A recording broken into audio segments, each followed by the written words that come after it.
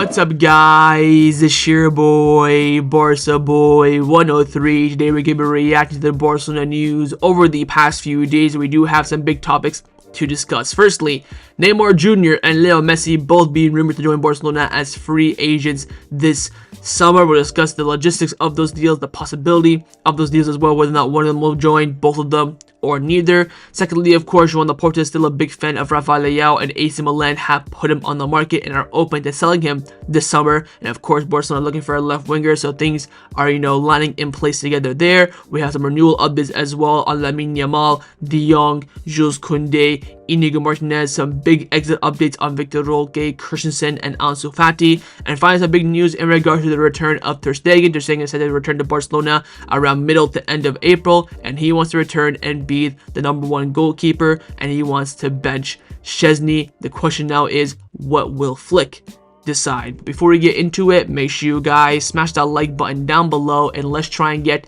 to 200 likes on this video. It would be very much appreciated. And also, if you are new, make sure you subscribe down below if you haven't already, and let's get into it.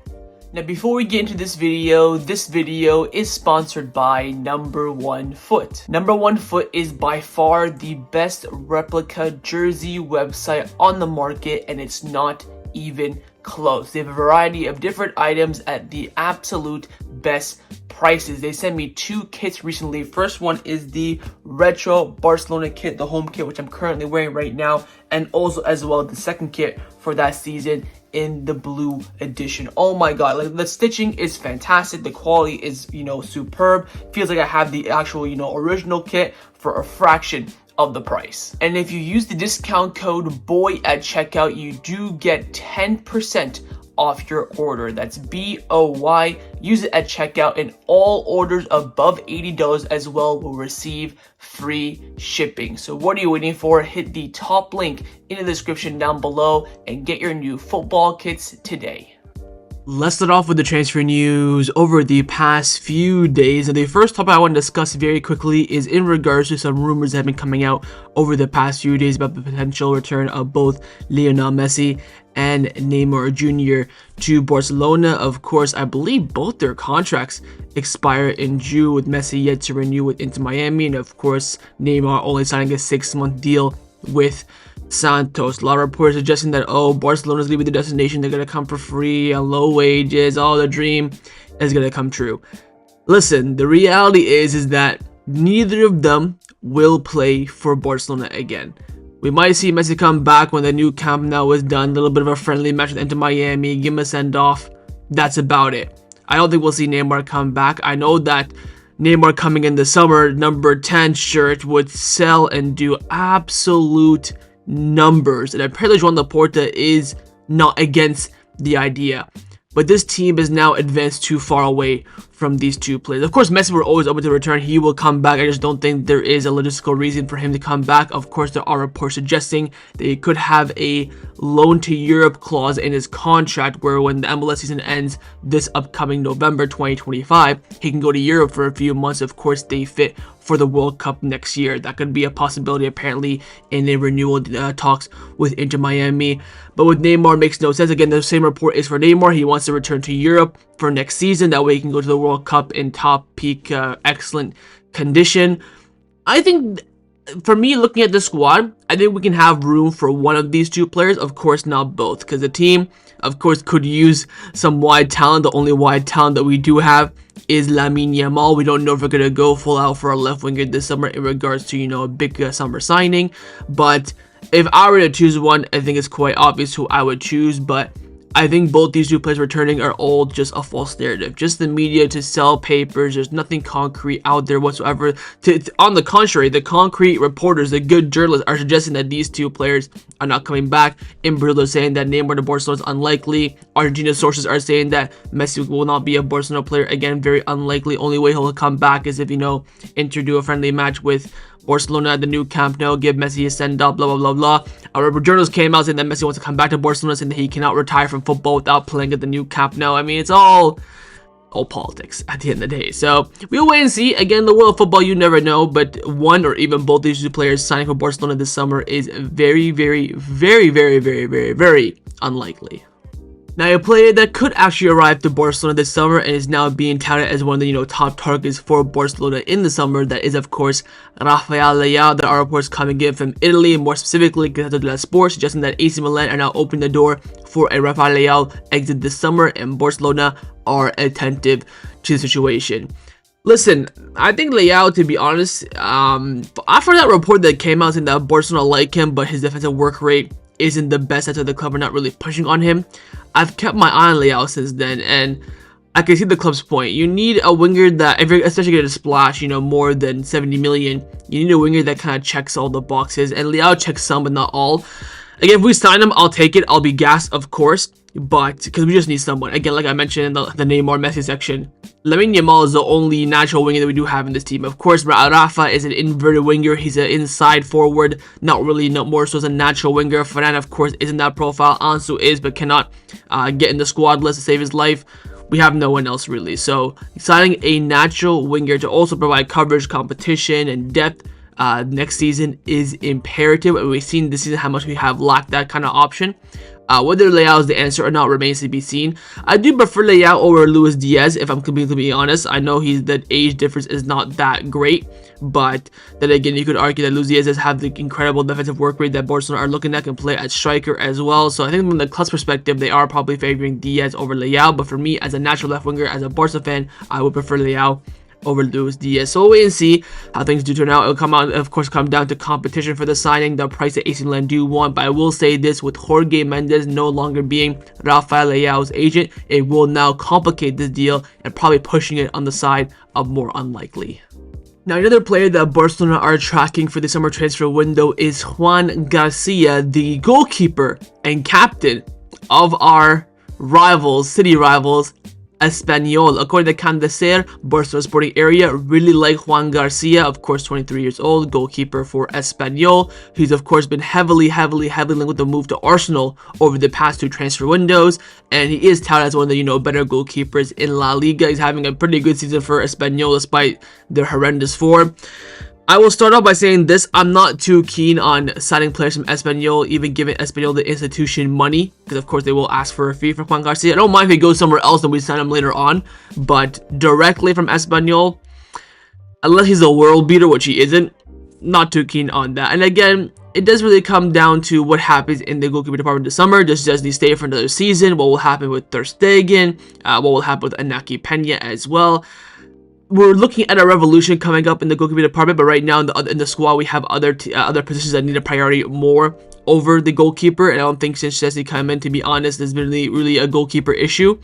So if we sell Iñaki Peña and then you want to bring in Juan Garcia to have him alongside Ter Stegen, okay, but have him and Szczęsny and Ter Stegen is quite a lot of firepower for a goalkeeper position, to say the least. So wait and see. Again, the interest is there. We'll wait and see that this sparks any movement in the summer, but keep your eyes on that if the club do look to maybe bring in a goalkeeper if Szczęsny does not continue and also Iñaki Peña does depart the club.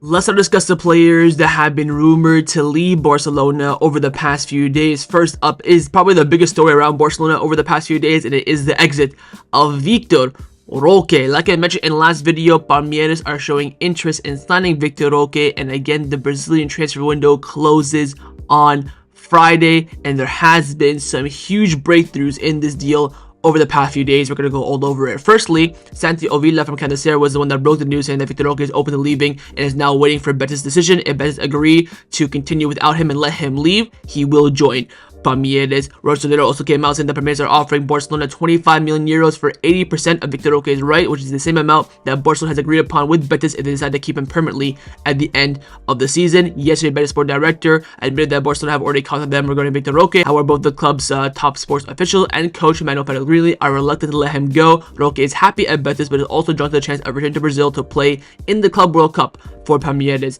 this summer. Now, following this, there was a breakthrough where Barcelona did reach an agreement with Palmeiras, and now all that was left was to reach an agreement with La Liga to let the deal go through, and also with Betis. According to reports, a deal with Betis has been struck. We'll discuss that in just a few seconds, but Joaquin Pereira, of course, he's been all over this, the #1 journalist in regards to Brazilian players and Barcelona. He's been absolutely all over this operation, getting everything spot on.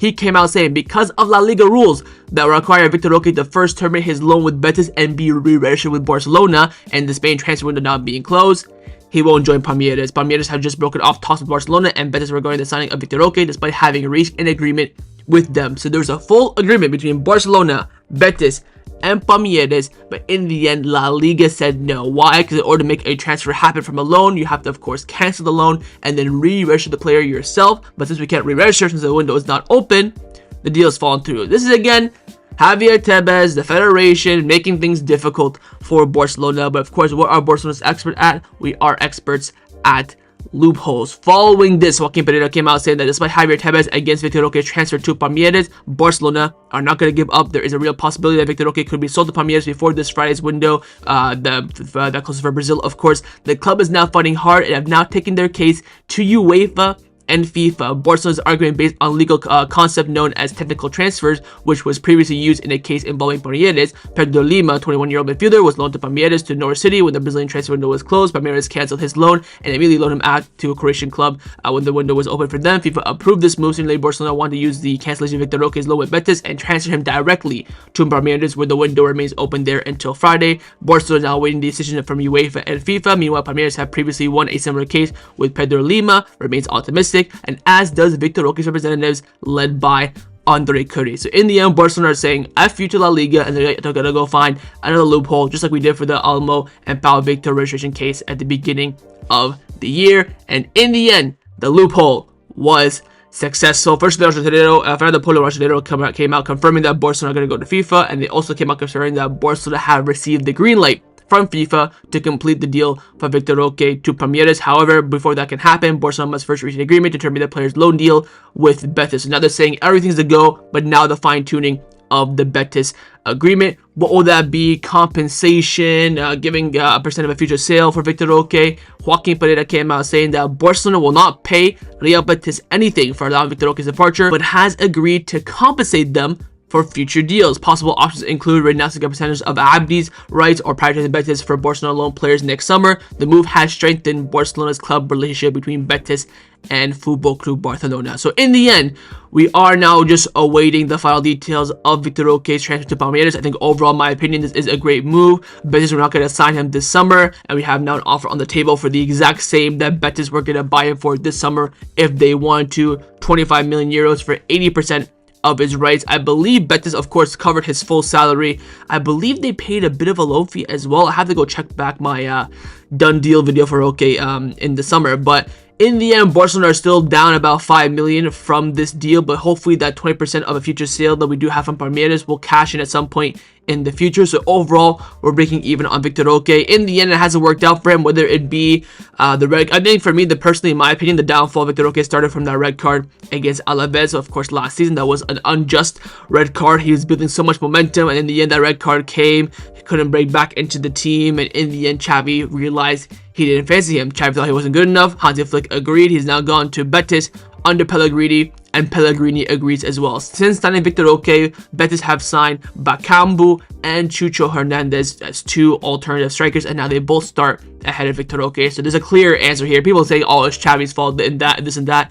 In the end, Vitor Roque now has been rejected by 3 managers in Europe. So hasn't worked out for him. We wish him the best at Palmeiras, of course, if this deal goes through. And again, this 25 million euros coming in for Barcelona is huge. That will help, of course, with renewals, with the 1-1 rule as well. So this coming in as well, especially before the summer, is absolutely massive. So for Barcelona, this is a great deal. Again, they agree with Betis, you know, letting them slide on some other loan deals, maybe giving them some percentage of the Abdi sale if they do sell Abdi in the future.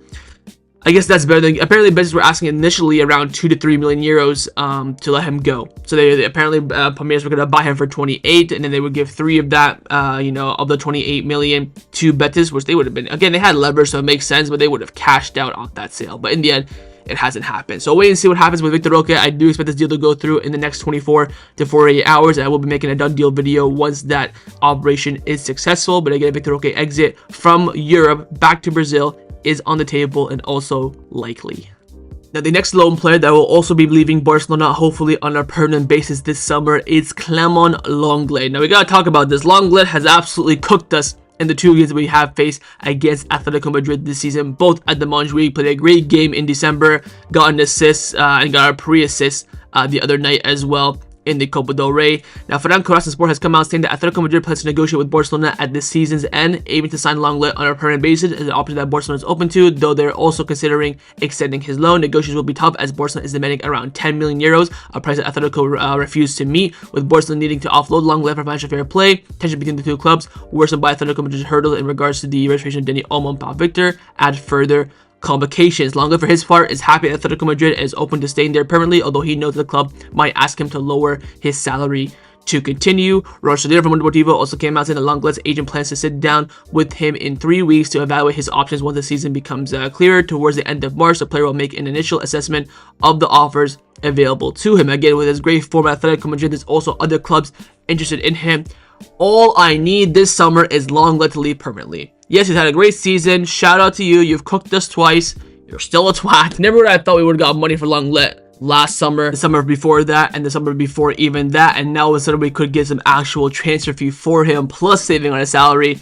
I think it's a huge win. So wait and see what happens. But hopefully Lenglet, it does end here, his relationship between Barcelona this summer on a permanent basis.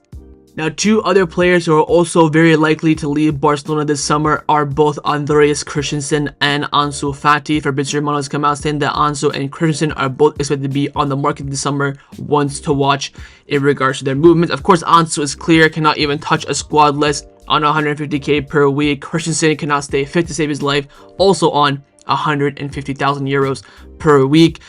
I like Christensen, but especially with talk coming in, he's not needed anymore. I wouldn't say surplus requirements like Ansu Fati, but a player that will not provide anything. But wait, see with Christian, again, we still have a whole second half of the season. You never know what he can, cook up. But I doubt he does anything alongside Ansu as well. If we can get for both, I would say 40 to 50 million in terms of a fixed fee, that would be great. I think Ansu is probably worth around 20. I think Christian should be worth around 30, but I think the club will probably sell him for around 15, 20 because the club are so shit with negotiations. But I think with these 2 players, you can definitely touch 40 to 50 million euros as transfer fees. So we'll see how these turn out. Of course, saving on their wages alongside bringing in a fee very similar to Lenglet would be huge for Barcelona this summer. And again, 2 players that are good on their day, but do not provide anything to the Barcelona squad anymore. Let's discuss some contract renewal updates around the first team at Barcelona. Firstly is on the contract renewal of the jugador Lamine Yamal. Of course, we talked about in the last video how Barcelona have entered phase 2 in the renewals. They want to renew now Lamine Yamal, Rafinha, Koundé, and they're going to be, of course, keeping their eye on Frenkie de Jong as well. And for the first time since that update, we do have an official renewal update on Lamine. Fernando Polo of Mundo Deportivo has come out saying that Joan Mendes has made it clear in the market that Lamine Yamal is not for sale and that he is not considering any other offers. Lamine and Mendes have communicated to the club their intentions to sign until 2030, the deal previously agreed upon, which will be made official once Lamine Yamal turns 18 this summer, and is now expected to be updated due to his breakout success in 2024. Mendes plans to meet with Barcelona in Portugal in March and later in Barcelona, likely around the Benfica second leg, to continue discussions. So again, Lamine is already locked in a contract essentially with Barcelona until 2030, but they want to give him a new deal on better terms, on better money, probably around the same length as well. Hopefully we can maybe bump it up like Arujo until 2031, especially if we're going to give him a new deal, but that's neither here nor there. Fine details there. Fran Martinez also confirmed the news as well from Mundo Deportivo, and he also mentioned that Real Madrid have been reportedly asking his agent Jorge Mendes about Lamine Yamal's situation at Barcelona. However, the agent kept telling them to forget about it. PSG is also clearly following the future of Lamine. They believe that they had the ability to convince him, especially by offering him a huge amount of money in the Premier League. All the clubs will also be willing to go after Lamine financially. They have strategies. The 2 Manchester clubs and Liverpool in particular have been pushing the hardest recently. So again, interest is there from Lamine all around the world of football, but he has made it very clear in his first statement here by his agent that they're not interested in any other offers. Also, about a week ago, Lamine Yamal did an interview with Mundo Deportivo, and he also confirmed on his renewal that I think no one doubts how big of a culé I am, how much I want at this club. If both parties want something to happen, it will happen, but I think no one can doubt how I feel about this club. I owe Barcelona everything. Everything is perfect here, and I'm very happy. The reception, the affection, the fans, and the teammates have given me. So again, he's making it clear in the media very much that he wants to continue. So again, a renewal will be agreed upon. I'm probably thinking around the end of the season, maybe even after the season ends during the Club World Cup in the summer. Hopefully before the next season starts, there'll be an agreement there. Absolutely no worries whatsoever. The next contract renewal update is on the contract renewal of Jules Koundé, with Gigantes coming out reporting that Barcelona have now begun the first steps to extend the contract of Jules Koundé. Koundé's agent was at Deco's office a few mornings ago, a meeting for an hour and a half to start negotiating for his contract extension. Both sides know there is no rush, but they've already started informal discussions already. Again, he's a deal until 2027. Koundé, but again, renewing him now after the season's, he will be very important. Of course, has been a bit stinky the past month, but I think definitely deserves a renewal for his form over the past 2 or 3 years. The most active Barcelona player, his 5th all-time in French appearances for the club as well. He'll probably be number 1 by the time his Barcelona career does end. So again, we're doing him because of fitness, of course. He does, of course, have the quality as well. So no doubt here, Jules Koundé will renew and does deserve a renewal. Of course, things can get complicated if Barcelona and Koundé's terms are quite far apart, but so far everything seems to be going well. So we'll wait and see how things do turn out. But again, talks have begun for the extension of Jules Koundé. The next contract renewal update is on the contract renewal of Iñigo Martínez. As we all know, the deal is agreed upon. We're just now waiting for the official announcement. Mundo Deportivo came out saying that Barcelona have agreed a contract renewal with Iñigo Martínez until 2026. However, La Liga has not allowed the club to announce it officially due to lack of salary margin, but it will be made official in the summer. And this is where the Vitor Roque sale comes into effect. If we can sell Vitor Roque, get that fee in, put it in terms of fair play, that way we can register and officially announce the renewal of Iñigo Martínez. Same thing with Lewandowski as well. Both renewals are done, agreed, full terms, everything. We just now cannot officially announce it yet because we cannot officially register their contracts at the moment. So again, once that sale, hopefully that sale Vitor Roque does come in, you'll see this announcement probably in the next week or so. But if it doesn't, of course, you will get the announcement in July. The next contract renewal update is on the contract renewal of Frenkie de Jong. Luis Rojo from Marca has come out saying that Frenkie de Jong's renewal right now is on hold. Both parties have agreed to start talks at the end of the season. Of course, de Jong's form in 2025 has picked up dramatically, especially post Super Cup as well. He's been an integral part of the squad over the past month and a half, 2 months. Of course, had a great game against Atletico Madrid the other day, so his renewal is on pace. Again, like Koundé, the only thing that really breaks the chance of him continuing will be the terms between that Barcelona want to pay and the terms that he wants. If they're quite far apart, then of course this could get complicated very, very easily. But if they're very, very close together, I think an agreement can be broken through. I would say right now Frenkie is more likely to stay than go, but I'll probably only put it like 51% staying, 49% leaving, because again, once the negotiations actually do start and where Barcelona and de Jong both lie, that could be the big turning point. But we'll wait and see what happens probably near the tail end of the season, probably pushing, I would say, May, end of May, depending on where we are, of course, in the season, where we are in La Liga, Champions League, of course, the Copa del Rey finals in like end of April, so that would already be done by then. So really comes down to when Barcelona's season officially does end. But again, the whole point is to wait till the end of the season to discuss officially with Frenkie de Jong, who, by the way, this summer has only 1 year left on his Barcelona contract. And the final contract renewal update is on the contract renewal of the Barcelona manager Hansi Flick, who of course also this summer has 1 year left on his deal. But David Bernabeu of Sport has come out saying that Joan Laporta wants to renew the contract of Hansi Flick until 2028. Of course, only signed a 2-year deal last summer. Look, with coaches, it's a bit different than players, so the coaches don't really have value. I would wait until the end of the season to see what we achieve. If we just achieve the super, I think no matter what happens from now to the end of the season, I wouldn't mind giving Flick a 1-year renewal like we did with Xavi. But giving him, an extra 2 years on his deal is a bit crazy, unless he does, of course, a madness. We're still competing for 3 trophies. We've already won 1, so if we win more, if we win one of the Copa del Rey, Champions League, La Liga, we just win one of them, I'd give him a deal to 2028. Because coming this season, I never thought we'd win more than one trophy. We're already at that 1 trophy mark. But if he just wins the Super Cup, and depending on how things go in the other 3 competitions, shouldn't really be rushed to conclusions in regards to renewals. But we'll wait and see. I don't think the club are rushing it whatsoever. I think they will wait until the end of the season. But again, it is in the club's mind, especially Joan Laporta, to renew the contract of Hansi Flick. Let's now discuss some of the news surrounding Barcelona over the past few days. Firstly, we do have a new manager for the B team. Albert Sanchez has been sacked, but not been kicked out of the club. And his replacement is someone you probably haven't heard of before, but is a big name inside of Barcelona. It is Sergi Mila. The club released an official statement out of nowhere saying that Sergi Mila has been appointed as the new coach of Barca Athletic. He was, of course, serving as the coordinator of the 11th side of football of La Masia until now. So he's been coaching the youngsters, like the young kids, like age 11 to 14 before the juvenile teams. Albert Sanchez, who of course has been sacked, will be relocated to another role within the club. So the club still want to keep Albert Sanchez around. They have him, I think, as a technical director in the grassroots somewhere, somehow, which is probably his a good role for him. Of course, he was already in that role, I believe, that he went to become Rafa Marquez's assistant, then got the job since Rafa Marquez went to the Mexico national team.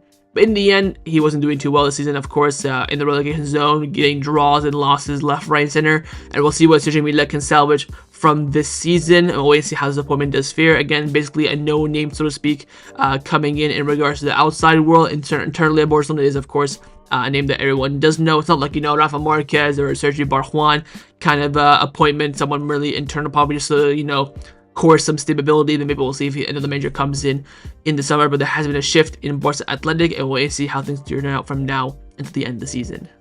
Let's discuss some of the injury updates around the first team at Barcelona. Firstly, on the captain of the club, Marc-André, Ter Stegen, Alfredo Martinez of Onda Cero and Sport has come out saying that Ter Stegen is working hard on his recovery and is targeting a return at some point in April. Now, of course, in April, you're going to have second leg of the Copa del Rey, a potential Copa del Rey final, quarterfinals of the Champions League, big games in La Liga as well that have to be winnable for Barcelona.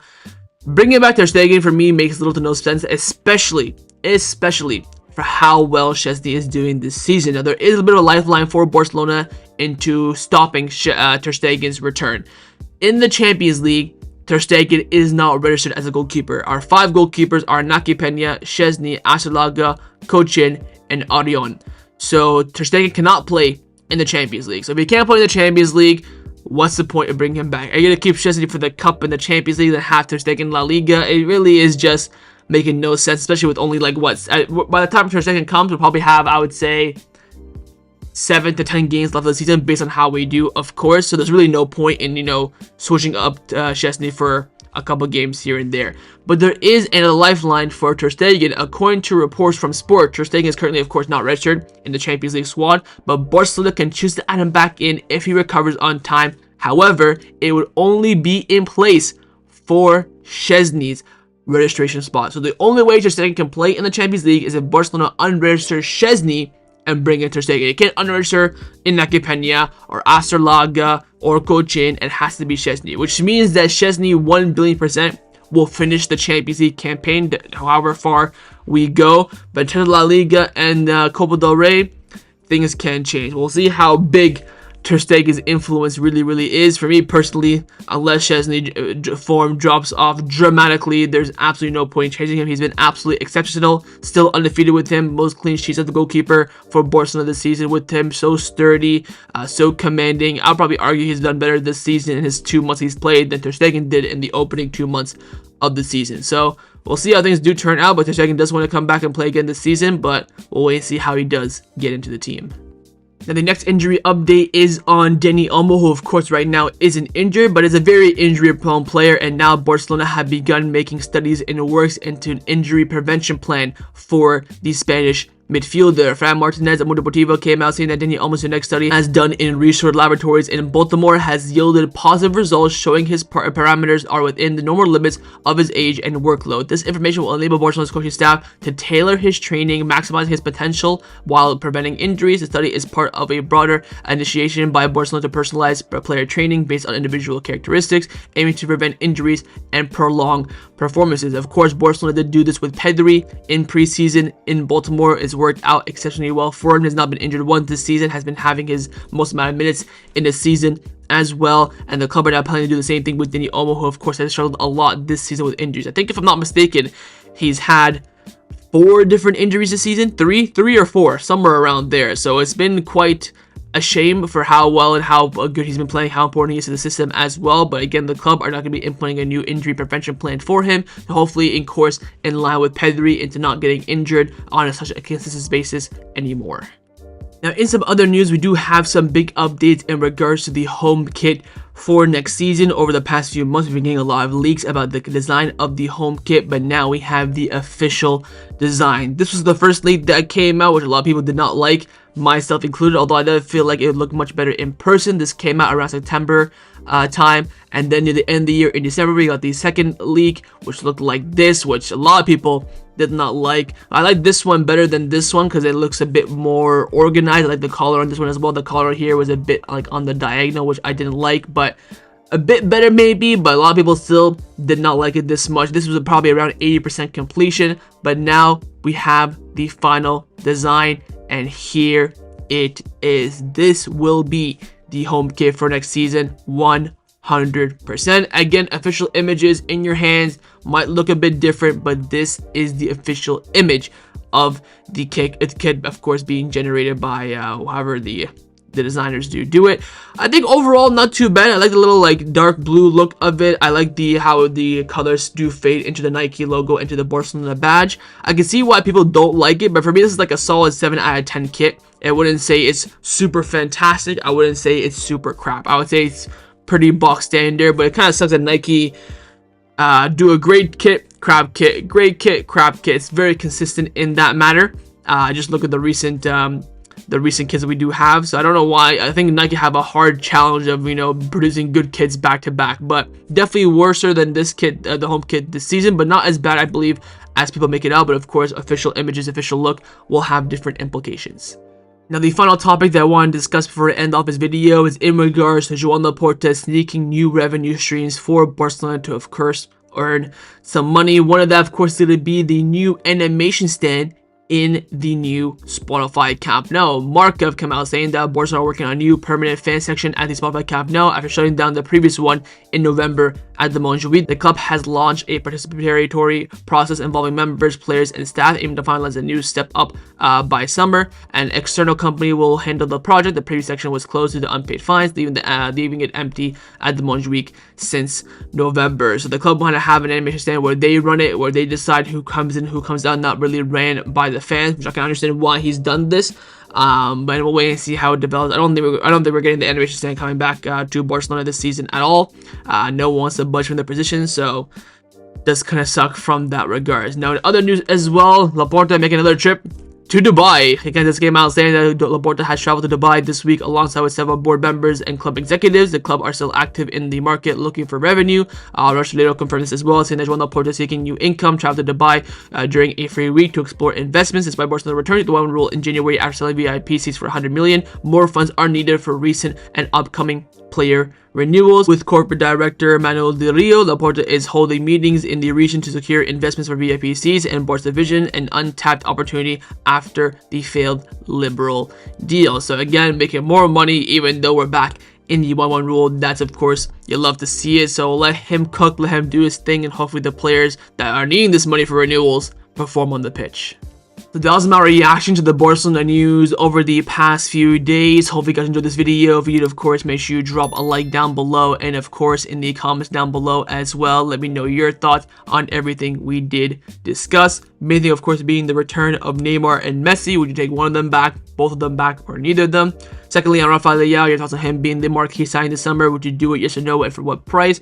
Thirdly, your thoughts on those, 4 big renewals coming up. And finally, your thoughts on Ter Stegen's return in about a month and a half. Would you bring him back in as a starting goalkeeper? Would you stick with Szczęsny for the rest of the season? Would you share the load? What are your thoughts on that? And of course, make sure you guys subscribe down below if you haven't already, and I will see you guys next time on the channel. Take care, and Forza Barca.